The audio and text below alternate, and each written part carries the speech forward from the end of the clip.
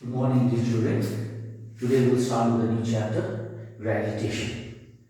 Now the word gravitation means the force of attraction between any two bodies. The force of attraction between any two bodies known as the gravitation, or the force of attraction between any two particles because of their masses is known as gravitation. Okay, so when the attraction between the two bodies takes place, this attraction is due to the mass present on the two bodies. So for that, okay, and how much force is exerted, how much force of gravity or how much gravitational force is exerted between the two bodies. Okay, so to find the magnitude of force, Newton formulated a law known as law of gravitation or universal law of gravitation. So now, according to the universal law of gravitation, the force of attraction between the two particles or between the two bodies is directly proportional to the product of their masses and inversely proportional to the square of the distance between them. So for that, let us consider two bodies, okay, having a mass, different masses are there, having a mass m1 and m2, and they are separated by a distance r. These two bodies are separated by a distance r. So let us consider two bodies here, okay, the first body and the second body, having the masses m1 and m2, different masses are there, and they are separated by a distance r. So to find the force, okay, the magnitude of force, magnitude is the size, how much force is exerted between the two bodies. Okay, so to find the magnitude of the force, Sir Isaac Newton formulated a law, and that law we call it as a universal law of gravitation. So according to the universal law of gravitation, the force acting between the two bodies is directly proportional to the product of their masses. That is, product of the masses means m1 and m2. Okay, or F is proportional to m1 and m2. Make this as equation 1. So these are the law. Okay, the first law, the force of attraction between the two bodies directly proportional to the product. Product means multiplication, multiply product of the masses.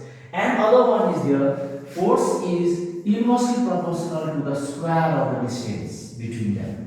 And the force is acting between the two bodies, which is inversely proportional to the square of the distance. So now this means that when you go on separating the distance, okay, when you increase the distance, the force of attraction becomes less, decreases.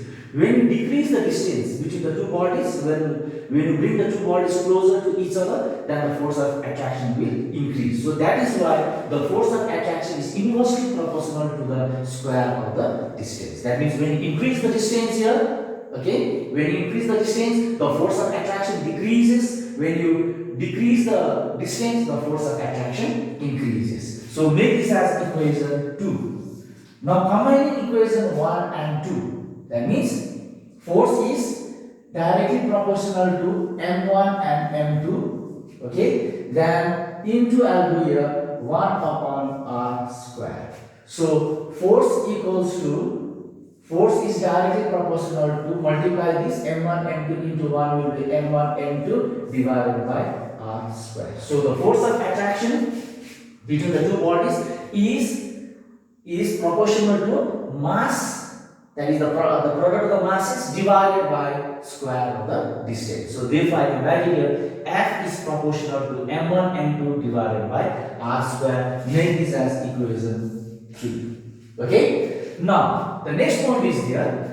Instead of writing this proportional, okay, so this proportionality I can write it here F equals to G m1 m2 divided by r square, and this G is known as the constant known as the gravitational constant or universal gravitational constant, because the value of G is same in all the places. It is independent of the medium, nature of the medium, temperature, okay, they are not affected by temperature, medium, etc. So therefore the value of G is remain same in all the places. So therefore this G is known as the universal gravitational constant. Okay, so G is known as the universal gravitational constant. So from here, from this equation, now you can find the value of G. Okay, now how to find is that now cross multiply here, G m1 m2 equals to fr square.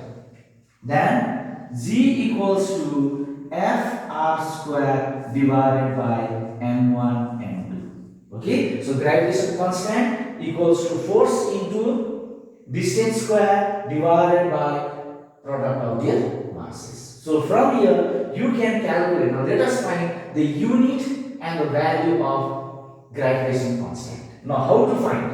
Now Z equals to, so the SI unit of force is Newton. Okay, SI unit of distance is meter, so I can write the meter square divided by SI unit of mass is kilogram, so I write it here kilogram into kilogram. Okay, that is kilogram square. So therefore G equals to Newton meter square per kilogram square. So this is the unit of gravitational constant, and its value is same. Okay, and the value of gravitational constant is 6.67 into 10 to the power of minus 11. Its value is 6.67 into 10 to the power of minus 11, and the unit is Newton meter square per kilogram square. So this is the value of gravitational constant, and the unit of gravitational constant is Newton meter square per kilogram square. So why I am writing here meter square means because the distance is given in square. R square means the distance. Okay, so meter into meter will be meter square. Kilogram. Okay, there are two masses. So the SI unit of mass m1 is kilogram. SI unit of mass m2 will also be kilogram. When you multiply it, that will become kilogram square. So the unit of gravitational constant or the universal gravitational constant is Newton meter square per kilogram square, and its value is 6.67 into 10 to the power minus 11. Okay, so therefore when you write the value as well as the unit, we can write it here 6.67 into 10 to the power minus 11 Newton meter square per kilogram square.